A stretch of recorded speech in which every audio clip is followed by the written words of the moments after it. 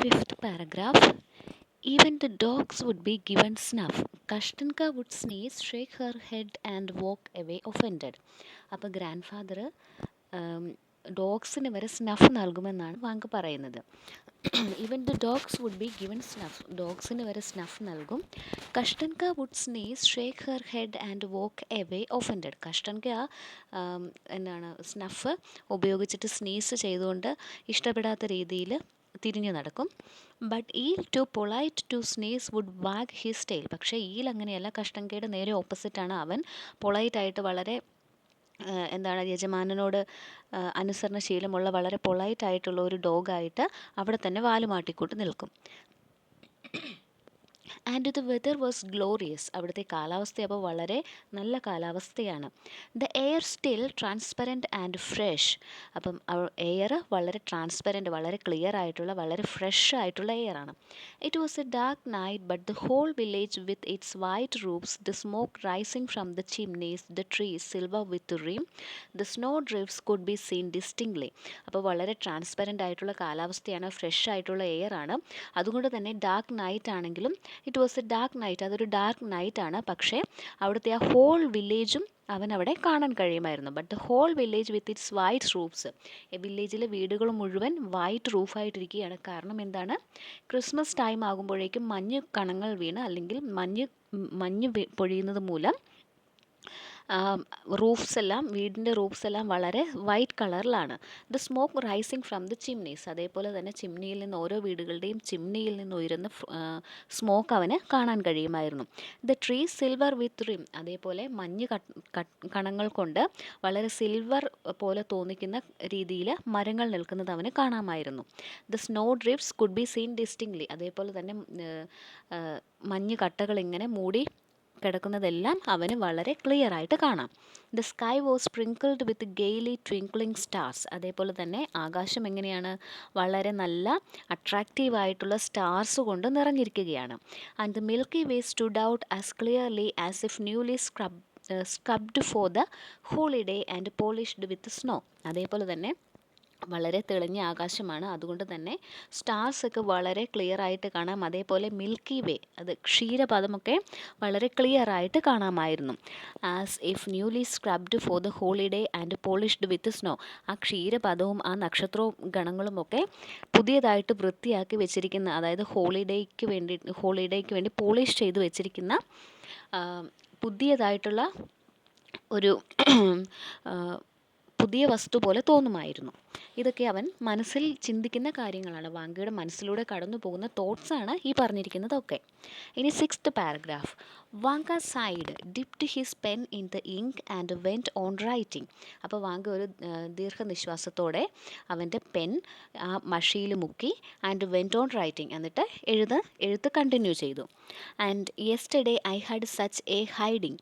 എന്നിട്ട് വാങ്ക എഴുതുകയാണ്, ഇന്നലെ എനിക്കൊരു പണിഷ്മെൻറ്റ് കിട്ടി. Yesterday I had such a hiding എന്ന് വെച്ചാൽ punishment. The master took me by the hair and dragged me out into the yard and beat me with the stirrup strap because by mistake I went to sleep while rocking their baby. അപ്പം ഇന്നലെ എൻ്റെ master എനിക്കൊരു punishment തന്നു. കാരണം എന്താണെന്നാണ് അവൻ പറയുന്നത്. The master took me by the hair. ആ മാസ്റ്റർ എന്നെ എൻ്റെ മുടിക്ക് പിടിച്ചുകൊണ്ട് വലിച്ചുകൊണ്ടുപോയി. And dragged me out into the yard and beat me with the stirrup strap.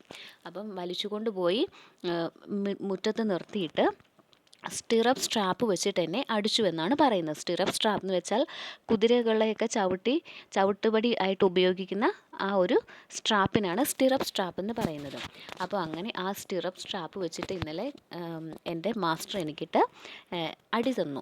Because by mistake I went to sleep while rocking their baby. കാരണം എന്താണെന്നാണ് പറയുന്നത്. അടിക്കാനുള്ള കാരണം, by mistake I went to sleep while rocking their baby. ഞാൻ അവരുടെ ബേബിയെ കളിപ്പിച്ചുകൊണ്ടിരുന്നപ്പോൾ അറിയാതെ ഉറങ്ങിപ്പോയി. ആ ഉറങ്ങിപ്പോയി എന്ന കാരണത്താലാണ് മാസ്റ്റർ ഇന്നലെ എന്നെ സ്റ്റിറപ്പ് സ്ട്രാപ്പ് വെച്ച് ബീറ്റ് ചെയ്തത്. And one day last week the mistress told me to gut a herring and I began from the tail and she picked up the herring and rubbed my face with the head. എന്നിട്ട് Vanka തുടർന്ന് എഴുതുകയാണ്, and one day last week, കഴിഞ്ഞ ആഴ്ച ഒരു ദിവസം mistress എന്നോട് പറഞ്ഞു ഒരു മീൻ വൃത്തിയാക്കാൻ. ഗട്ടെന്ന് വെച്ചിട്ടുണ്ടെങ്കിൽ മീൻ വൃത്തിയാക്കുന്നതിനാണ് ഗട്ടെന്ന് പറയുന്നത്. അപ്പം ഹെറിംഗ് എന്ന് വെച്ചാൽ ഒരു മത്സ്യമാണ്. ഹെറിംഗ് എന്ന് പറയുന്ന ആ മീൻ വൃത്തിയാക്കാൻ എന്നോട് പറഞ്ഞു. ഞാൻ അതിൻ്റെ വാല് മുതൽ ആ മീൻ വൃത്തിയാക്കാൻ തുടങ്ങി. അപ്പോൾ ഇത് കണ്ടിട്ട് മിസ്ട്രസ് എൻ്റെ അടുത്തേക്ക് വന്നിട്ട് rubbed my face with the head, എൻ്റെ മുഖത്ത് ആ മീൻ എടുത്തിട്ട് മീനെടുത്ത് എൻ്റെ മുഖത്ത് ഉരച്ചു എന്നാണ് പറഞ്ഞിരിക്കുന്നത്. The other apprentices make fun of me. They send me to the tavern for vodka and make me steal the master's cucumbers, and the master beats me with the first thing he finds. പിന്നീട് Vanga ഓർക്കുകയാണ്, മറ്റ് അപ്രൻറ്റീസുകൾ, അവൻ്റെ കൂടെ work ചെയ്യുന്ന മറ്റ് അപ്രൻറ്റീസുകളായിട്ടുള്ളവർ അവനെ എപ്പോഴും കളിപ്പിക്കുമായിരുന്നു. They send me to the tavern for vodka. അവരെന്നെ വോഡ്ക മേടിക്കുന്നതിന് വേണ്ടിയിട്ട് വിടുമായിരുന്നു. ടവേൺ എന്ന് വെച്ചാൽ സത്രം എന്നാണ് അർത്ഥം. വോഡ്ക വാങ്ങിക്കുന്നതിന് വേണ്ടിയിട്ട് വിടുമായിരുന്നു. And make me steal the master's cucumbers. അതുപോലെ തന്നെ ഞങ്ങളുടെ മാസ്റ്ററിൻ്റെ അടുത്ത് നിന്നും കുക്കുംബേഴ്സൊക്കെ മോഷ്ടിച്ചു കൊണ്ടുവരാൻ എന്നെ വിടുമായിരുന്നു. And the master beats me with the first thing he finds. അപ്പം ഈ മോഷ്ടിക്കുന്നത് മൂലം മാസ്റ്ററിൻ്റെ കയ്യിൽ എന്താണോ ആദ്യം കിട്ടുന്നത് അത് വെച്ചിട്ട് എന്നെ അടിക്കുമായിരുന്നു. And there is nothing to eat. എനിക്കിവിടെ കഴിക്കാനൊന്നുമില്ല. They give me bread in the morning and gruel for dinner and in the evening bread again. അവരെനിക്ക് രാവിലെ ബ്രെഡ് കഴിക്കാൻ തരും, ഡിന്നറിന് കഞ്ഞിയും തരും, അതേപോലെ തന്നെ ഈവനിങ്ങിലും ബ്രെഡ് തരും. രാവിലെയും വൈകിട്ടും ബ്രെഡ് തരും, ഡിന്നറിന് കഞ്ഞിയും മാത്രമാണ് എനിക്ക് തരുന്നത്. But I never get tea or cabbage soup. എനിക്ക് ഒരിക്കലും ചായയോ ക്യാബേജ് സൂപ്പോ ഒന്നും തരാറില്ല. They gobble it all up themselves. അവരെല്ലാവരും അത് ആർത്തിയോടെ കഴിക്കും. ദേ ഗോബിൾ എന്ന് വെച്ചിട്ടുണ്ടെങ്കിൽ ആർത്തിയോടെ കഴിക്കുക എന്നാണ് അർത്ഥം. അവരെല്ലാവരും, എൻ്റെ കൂടെയുള്ളവരെല്ലാം ചായയും ക്യാബേജ് സൂപ്പും ഒക്കെ അവർക്ക് ഇഷ്ടമുള്ള അത്രയും കഴിക്കും. എനിക്ക് ബ്രെഡും ഗ്രുവലും മാത്രമാണ് തരുന്നത് എന്ന് വാങ്ക പറയുന്നു. And they make me sleep in the passage and when their baby cries I don't get any sleep at all. എന്നിട്ട് വാങ്ക പറയുകയാണ്, അവരെന്നെ ആ ഇടനാഴിയിലാണ് ഉറങ്ങാൻ വേണ്ടിയിട്ട് കിടത്തുന്നത്. And they make me sleep in the passage. ആ വഴിയിൽ, ഇടനാഴിയിൽ, അവരുടെ വീട്ടിലെ ആ തറയിൽ എവിടെയെങ്കിലും എന്നെ കിടത്തും. And when their baby cries I don't get any sleep at all. അവരുടെ ബേബി കരയുന്നത് മൂലം എനിക്ക് ഉറക്കമേ വരാറില്ല എന്നാണ് വാങ്ക പറയുന്നത്. I have to rock it. എനിക്ക് എപ്പോഴും ആ ബേബിയെ കളിപ്പിച്ചുകൊണ്ടിരിക്കേണ്ടി വരും. Dear grand dad, for the dear Lord sake take me away from here. എന്നിട്ട് ഗ്രാൻഡ് ഡാഡിന് അവൻ എഴുതുകയാണ്, dear grand dad, for the dear Lord sake, ദൈവത്തെ ഓർത്ത് എന്നെ ഇവിടുന്ന് എങ്ങനെയെങ്കിലും ഒന്ന് കൊണ്ടുപോകണമെന്ന് വാങ്ക പറയുകയാണ്. Take me home to the village. എന്നെ വില്ലേജിലുള്ള വീട്ടിലേക്ക് എന്നെ കൊണ്ടുപോകണം.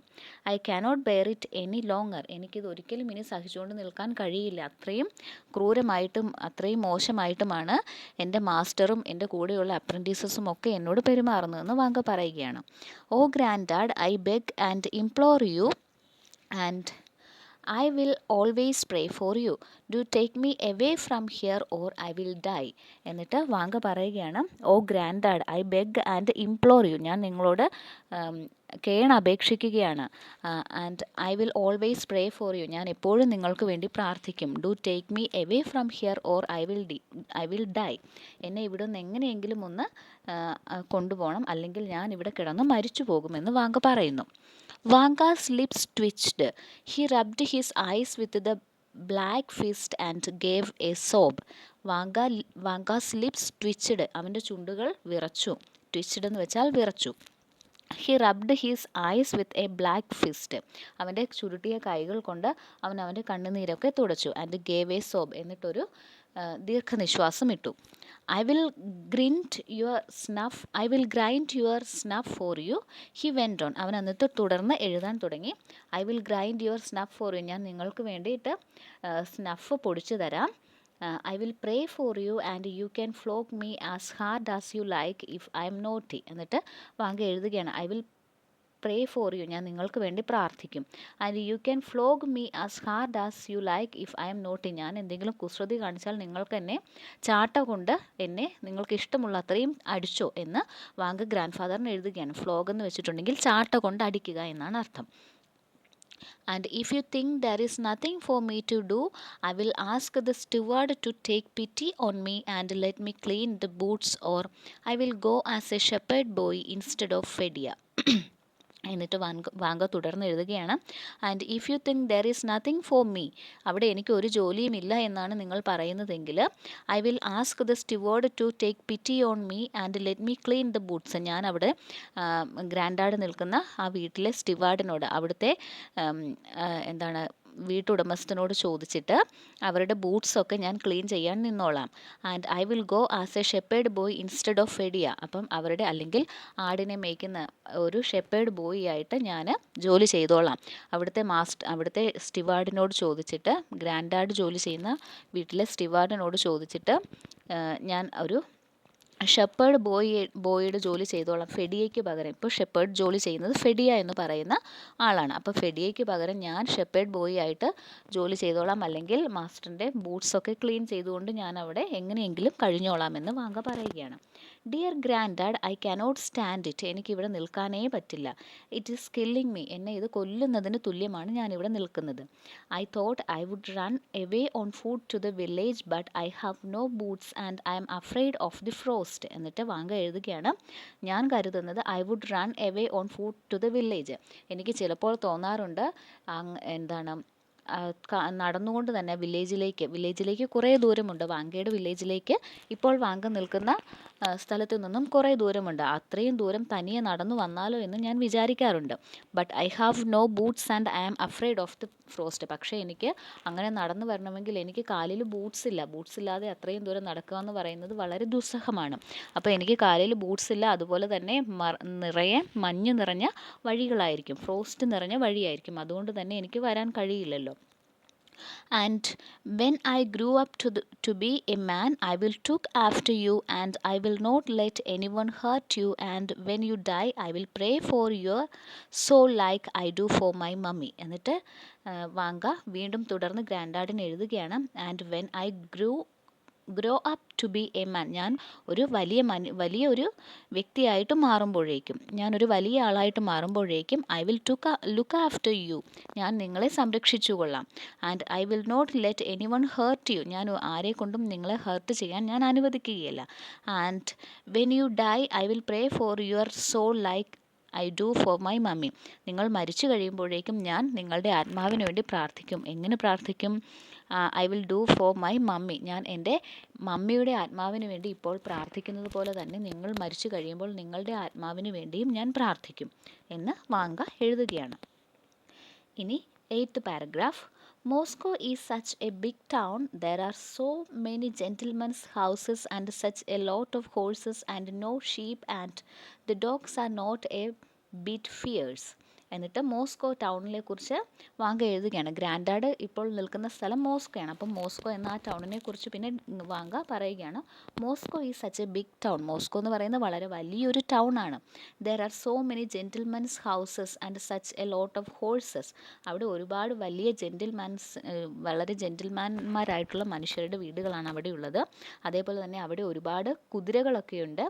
ആൻഡ് നോ ഷീപ്പ്, അവിടെ ഷീപ്പ് ഒന്നുമില്ല, ആടുകളൊന്നുമില്ല, കുതിരകളാണ് എല്ലാവരുടെയും വീട്ടിലുള്ളത്. And the dogs are not a bit fierce, അതേപോലെ തന്നെ അവിടെ ക്രൂരമായിട്ടുള്ള സ്വഭാവമുള്ള ഡോഗ്സ് ഒന്നും ഇല്ല എന്നാണ് വാങ്ക പറയുന്നത്. The boys in the town don't roam in the street with stars. അതേപോലെ തന്നെ വാങ്ക പറയുകയാണ്, അവിടെയുള്ള ബോയ്സ് ഒന്നും, ആ മോസ്കോ ടൗണിലുള്ള ബോയ്സ് ഒന്നും സ്റ്റാർസുമായിട്ട് സ്ട്രീറ്റിലൂടെ വഴികളിലൂടെ കറങ്ങി നടക്കുന്നവരല്ല. റോം എന്ന് വെച്ചാൽ കറങ്ങി നടക്കുക, അപ്പം അങ്ങനെ ചുറ്റിത്തിരിയുന്നവരല്ല. And they don't allow one to sing in church at Christmas. അതേപോലെ തന്നെ ആ മോസ്കോ ടൗണിലെ ബോയ്സ് മറ്റാരെയും കൊണ്ട് ക്രിസ്മസിന് ചർച്ചിൽ പാട്ട് പാടാൻ അനുവദിക്കുകയുമില്ല. They were also seen selling fishing hooks that could even hold a sheet fish weighing 30 pounds. എന്നിട്ട് വാങ്ക പറയുകയാണ്, they were also seen selling fishing. അതേപോലെ തന്നെ മോസ്കോ ടൗണിലുള്ള ബോയ്സ് എപ്പോഴും എന്താണ്, അവർ ഫിഷിംഗ് ഹുക്സൊക്കെ സെല്ല് ചെയ്യുന്നത് കാണാം. ഫിഷിംഗ് ഹുക്സ് എന്ന് വെച്ചിട്ടുണ്ടെങ്കിൽ ചൂണ്ട. അപ്പോൾ ചൂണ്ടയൊക്കെ വിൽക്കുന്നത് കാണാം. And that could even hold A sheet fish. അത് ആ ചൂണ്ടയിൽ എന്ത് കാണും? ഒരു ഷീറ്റ് ഫിഷ് കാണും. ഷീറ്റ് ഫിഷ് എന്ന് വെച്ചാൽ ഒരു തരം മത്സ്യമാണ്, കറ്റ മത്സ്യമാണ്. അതിന് വെയ്ജിങ് 30 പൗണ്ട്സ്, ഏകദേശം 30 പൗണ്ട്സ് വരുന്ന, 30 പൗണ്ട്സ് ഭാരം വരുന്ന, അത്രയും 30 പൗണ്ട്സ് എന്ന് വെച്ചാൽ വളരെ വലിയ ഭാരമാണ്. അപ്പം വലിയ ഒരു മീനാണ് ഷീറ്റ് ഫിഷ് എന്ന് പറയുന്നത്. അപ്പം അവിടെയുള്ള ബോയ്സ് ആ ഫിഷിംഗ് ഹുക്സിൽ ഈ ഷീറ്റ് ഫിഷിനെയും തൂക്കിയിട്ട് വിൽക്കുന്നത് കാണാൻ പറ്റും. There are shops that have all sort of guns just like the one the master has at home. അപ്പോൾ അവിടെ കടകളിലൊക്കെ ഓൾ സോർട്ട്സ് ഓഫ് ഗൺ, അവിടുത്തെ കടകളിലൊക്കെ എല്ലാ തരത്തിലുമുള്ള തോക്കുകളുണ്ട്. And the master that has at home, അത് തൻ്റെ മാസ്റ്ററിന് ഉള്ളതുപോലെയുള്ള തോക്കുകളൊക്കെയുള്ള ഒരുപാട് കടകളും മോസ്കോയിലുണ്ട്. They must cost 100 roubles each. എന്നിട്ട് വാങ്ക പറയുകയാണ് ആ ഒരു തോക്കിന് ഉറപ്പായും ഏകദേശം 100 റൂബിൾസ് എങ്കിലും വില വരും. In the butcher's shop they sell grouse, woodcock and hares about which they don't say where they were shot.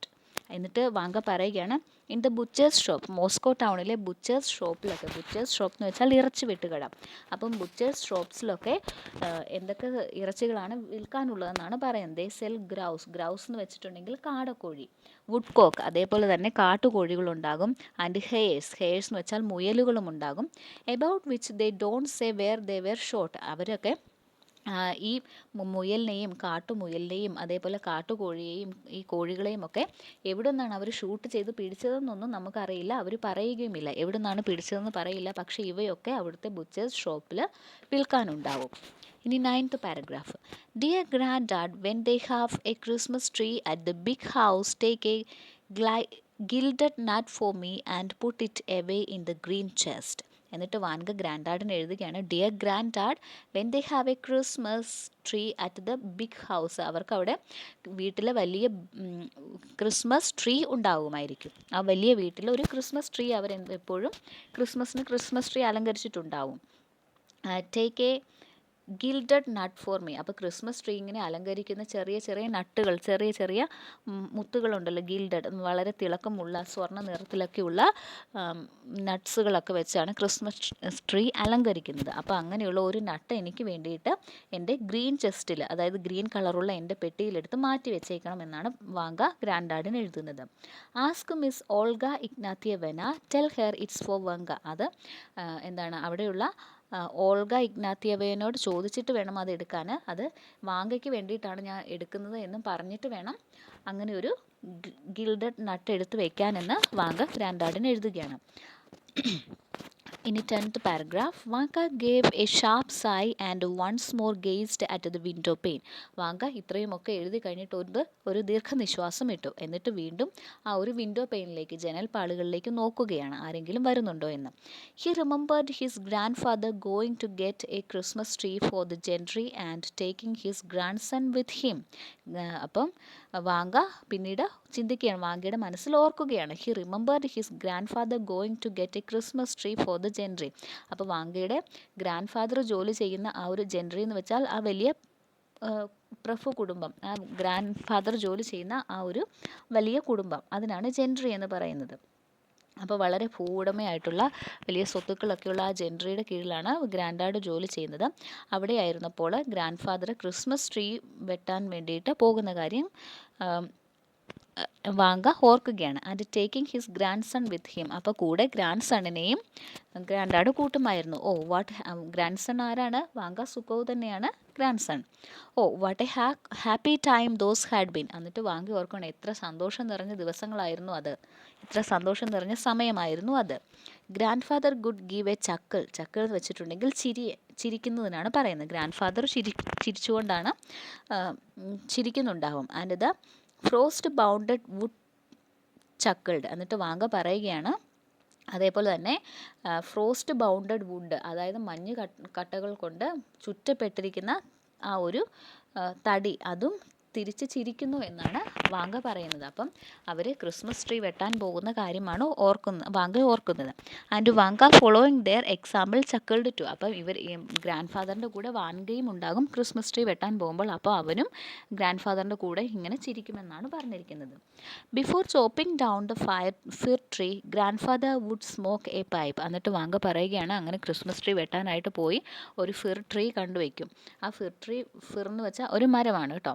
അപ്പം ആ ഫിർ ട്രീ വെട്ടുന്നതിന് മുൻപ് ഗ്രാൻഡ് ഫാദർ ഒരു പൈപ്പ് സ്മോക്ക് ചെയ്യും, പൈപ്പ് വലിക്കും. Take A long pinch of snuff. എന്നിട്ട് പറയുകയാണ് വളരെ long ആയിട്ടുള്ള ഒരു വലിയ ഒരു സ്നഫും ഉപയോഗിക്കും, സ്നഫും വലിക്കും. And laugh at the shivering Vanga. എന്നിട്ട് ഇങ്ങനെ തണുത്ത് വിറച്ച് നിൽക്കുന്ന വാങ്കയുടെ നേരെ നോക്കി പൊട്ടിച്ചിരിക്കുമെന്നാണ് വാങ്ക ഓർക്കുന്നത്. അപ്പോൾ അവർ ക്രിസ്മസ് ട്രീ വെട്ടാൻ പോകുമ്പോൾ നടക്കുന്ന സംഭവങ്ങളാണ് വാങ്ക ഓർക്കുന്നത്. The young fir trees coated with frost stood motionless, waiting to see which one of them was to die. എന്നിട്ട് വാങ്ക ഓർക്കുകയാണ്. അപ്പോൾ അവർ ചെറിയ ക്രിസ്മസ് ട്രീ ആയിട്ട് അലങ്കരിക്കാൻ പറ്റുന്ന രീതിയിലുള്ള ട്രീ ആണ് അവർ വെട്ടിക്കൊണ്ടുവരിക. അതാണ് യങ് ഫിർ ട്രീസ് എന്ന് പറഞ്ഞിരിക്കുന്നത്. വളരെ ചെറിയ ഫിർ ട്രീ ആണ് അവർ വെട്ടുന്നത്. കോട്ടഡ് വിത്ത് ഫ്രോസ്റ്റ്. അപ്പോൾ ആ ഫിർ ട്രീയിൽ നിറയെ മഞ്ഞ് കോട്ട് ചെയ്തിട്ടുണ്ടാവും, മഞ്ഞ് കൊണ്ട് പൊതിഞ്ഞിട്ടുണ്ടാവും. And stood motionless. അപ്പോൾ അങ്ങനെ ആ മഞ്ഞ് പൊതിഞ്ഞ് നിൽക്കുന്ന ആ ഒരു വൃക്ഷം മോഷൻലെസ് ആയിട്ട് ഒരു ചലനവുമില്ലാതെ ഇങ്ങനെ നിൽക്കുന്നു. Waiting to see which one of them was to die. അതിൽ ഏത് ട്രീ ആയിരിക്കും ഇപ്പോൾ മുറിക്കാൻ പോകുന്നത്. Which one of was to die എന്ന് പറഞ്ഞാൽ അതിൽ ആരെയായിരിക്കും, ഏത് മരത്തെ ആയിരിക്കും വെട്ടാൻ പോകുന്നത് എന്ന് ചിന്തിച്ചുകൊണ്ട് ഇങ്ങനെ നിൽക്കുകയായിരിക്കുമെന്ന് വാങ്ക പറയുന്നു. And suddenly a hare would come leaping over a snowdrift, swift as an arrow. എന്നിട്ട് വാങ്ക പറയുകയാണ് പെട്ടെന്ന് തന്നെ അതിലെ ഒരു മുയൽ, ഹെയർ എന്ന് വെച്ചിട്ടുണ്ടെങ്കിൽ മുയൽ, ഒരു മുയൽ അതിലെ ഓടിപ്പോയിട്ടുണ്ടായിരിക്കാം. Leaping over a snow drift. പെട്ടെന്ന് തന്നെ ആ മഞ്ഞ് കട്ടയ്ക്കുള്ളിലേക്ക് കയറിയിട്ടുണ്ടാവാം. Swift as an arrow. ഒരു അമ്പ് ചെയ്ത് വിടുമ്പോൾ ആ അമ്പിലെ ആരോ എത്ര സ്പീഡിലാണോ പോകുന്നത് അത്രയും സ്പീഡിലാണ് ആ മുയലും പെട്ടെന്ന് തന്നെ ആ ഒരു മഞ്ഞ് കട്ടയ്ക്കുള്ളിലേക്ക് ഒളിച്ചു കയറുന്നത്. Grand father could never help shouting. അപ്പോൾ ഗ്രാൻഡ് ഫാദർ ഇത് കണ്ടിട്ട് ഷൗട്ട് ചെയ്യും, stop it oh you Stubb tailed devil. എന്നിട്ട് ഇത് കണ്ടിട്ട് ഗ്രാൻഡ് ഫാദർ ഷൗട്ട് ചെയ്യുന്നുണ്ടായിരിക്കും. എങ്ങനെയാണ്? സ്റ്റോപ്പ് ഇറ്റ്, നിൽക്ക്, oh you Stubb tailed devil. Stub tailed എന്ന് വെച്ചാൽ കുറച്ച് മാത്രം വാലുള്ള, നമുക്കറിയാം മുയലിന് ശകലം വാലയുള്ളൂ, സ്റ്റപ് ടെയിൽഡ് ഡെവിൾ. അപ്പോൾ ശകലം മാത്രം വാലുള്ള ഡെവിളെ നീ അവിടെ നിൽക്കൂ എന്നും പറഞ്ഞ് ഗ്രാൻഡ് ഫാദർ അവിടെ കിടന്ന് ഷൗട്ട് ചെയ്യുന്നുണ്ടാവും എന്നാണ് വാങ്ക പറയുന്നത്. 11th paragraph. Grandfather would drag the tree to the big house and they would start decorating it. Miss Olga Ignatyevna, Vanka's favorite, was the busiest of all. എന്നിട്ട് Vanka പറയുകയാണ് grand father ആ ഒരു വലിയ ട്രീയും വെട്ടിക്കൊണ്ട് ആ വലിയ വീട്ടിലേക്ക് തിരിച്ചു പോകും. And they would start decorating it. എന്നിട്ട് അവരത് ആ ട്രീ ഡെക്കറേറ്റ് ചെയ്യാൻ തുടങ്ങും. Miss Olga Ignatyevna, Vanka's favourite. അപ്പോൾ ആ വീട്ടിലെ വാങ്കയ്ക്ക് ഏറ്റവും ഫേവറേറ്റ് ആയിട്ടുള്ള ആ വീട്ടിലെ ആളെന്ന് പറയുന്നത് മിസ് ഓൾഗ ഇഗ്നാത്തിയവനയാണ്. She was the busiest of all. അപ്പം ആ വീട്ടിലുള്ള ക്രിസ്മസ് ടൈം ആകുമ്പോഴേക്കും ആ വീട്ടിലെ ഏറ്റവും ബിസി ആയിട്ടുള്ള വ്യക്തി മിസ് ഓൾഗ ഇഗ്നാത്തിയവന ആയിരിക്കും. While Pelageya, Vanka's mother, was alive and in the service at the big house. എന്നിട്ട് വാങ്കയുടെ അമ്മയെക്കുറിച്ച് പറയുകയാണ്. Pelageya, വാങ്കയുടെ അമ്മയുടെ പേരാണ് ഫെലഗേയ. അപ്പോൾ ഫെലഗേയ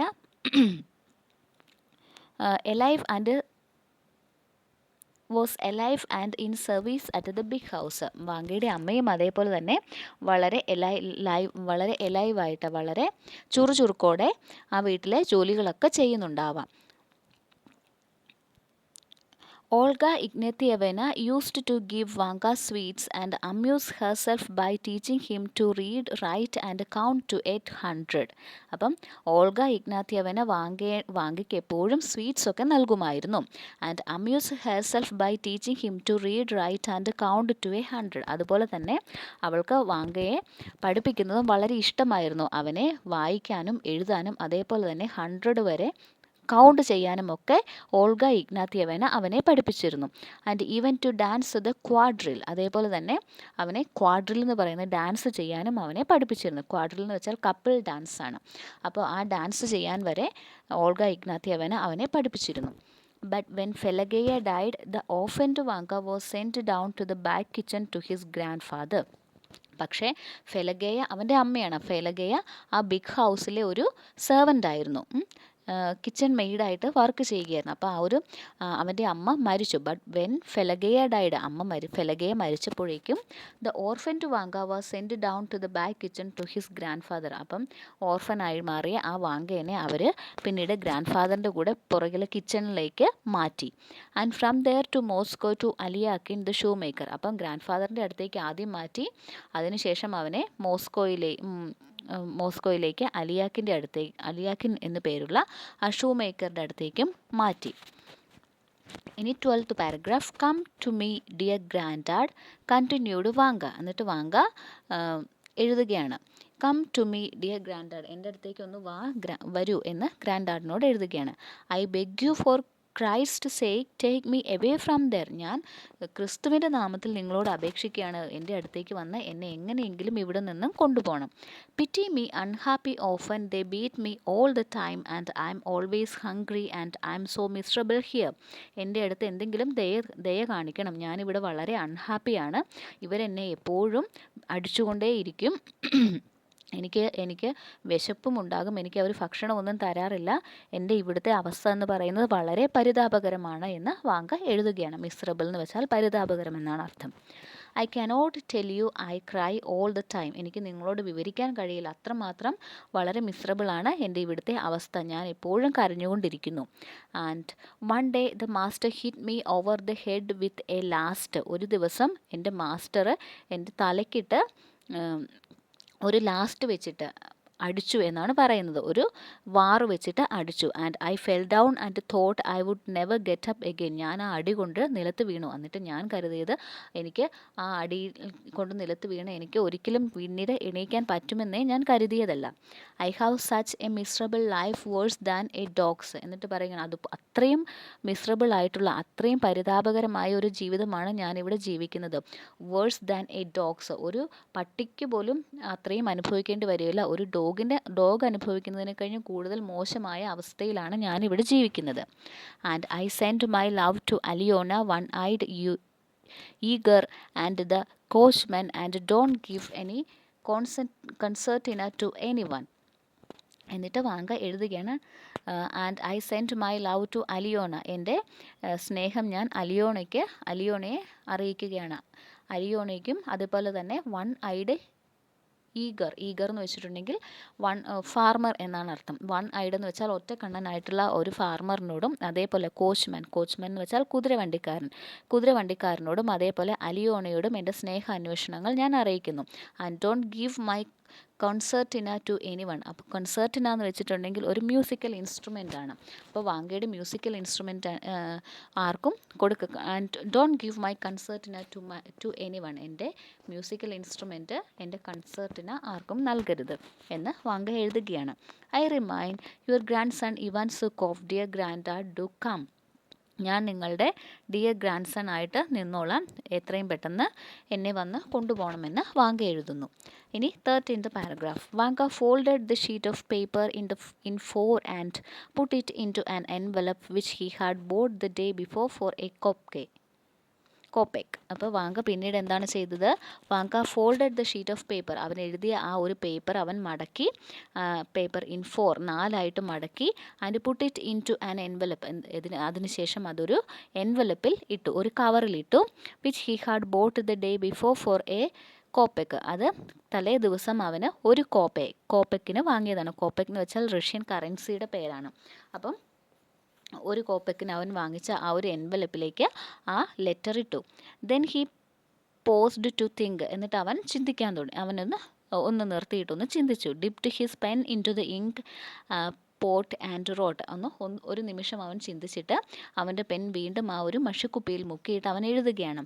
to grandfather in the village എന്ന ആ ഒരു എൻവലപ്പിൻ്റെ പുറത്തെഴുതി. Scratched his head, thought again, then added.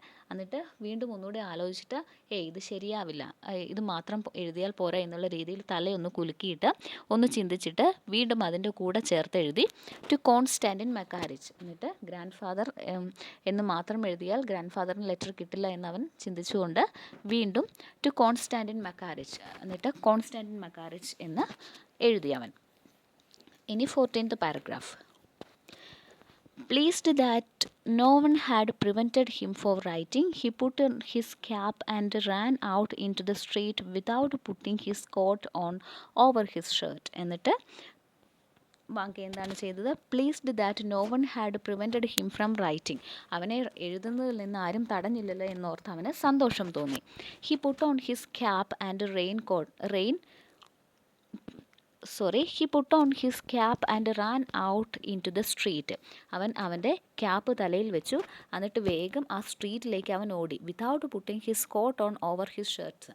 അവൻ്റെ ഷർട്ടിന് പുറമെ കോട്ട് പോലും ഇടാതെ പെട്ടെന്ന് തന്നെ തൊപ്പിയും തലയിൽ വെച്ചുകൊണ്ട് അവൻ വേഗം വഴിയിലേക്ക് ഓടി. The men at the butchers told him when he asked them the day before. അപ്പോൾ തലേ ദിവസം അവൻ ബുച്ചേഴ്സ് ഷോപ്പിലെ ആൾക്കാരോട് ചോദിച്ചിരുന്നു. അപ്പോൾ അവനോട് പറഞ്ഞു കൊടുത്തത് എന്താണ്? that the letters are put into the letter boxes. ലെറ്ററുകൾ എഴുതിയിട്ട് ലെറ്റർ ബോക്സിലാണ് ഇടേണ്ടത്. and from these boxes sent all over the world on mail coaches. എന്നിട്ട് ആ ലെറ്റർ ബോക്സിൽ നിന്നും ലെറ്ററുകൾ ഈ ലോകമെമ്പാടും അവ ഒരു മെയിൽ കോച്ചിൽ, മെയിൽ വണ്ടിയിൽ കൊണ്ടുപോകുന്നു എന്ന് അവനോട് ബുച്ചേഴ്സ് ഷോപ്പിലുള്ള ആൾക്കാർ പറഞ്ഞിരുന്നു. With 3 horses and drunken drivers and jingling bells. അപ്പോൾ ആ ഒരു വണ്ടി എങ്ങനെയായിരിക്കുമെന്നാണ് പറയുന്നത്. മെയിൽ കോച്ച്, ആ മെയിൽ ലെറ്ററുകൾ കൊണ്ടുപോകുന്ന വണ്ടി എങ്ങനെയായിരിക്കുമെന്നാണ് പറയുന്നത്. 3 horses, അപ്പം 3 കുതിരകളെ ഉപയോഗിച്ചുള്ള കുതിര വണ്ടിയിലാണ് ലെറ്ററുകൾ കൊണ്ടുപോകുന്നത്.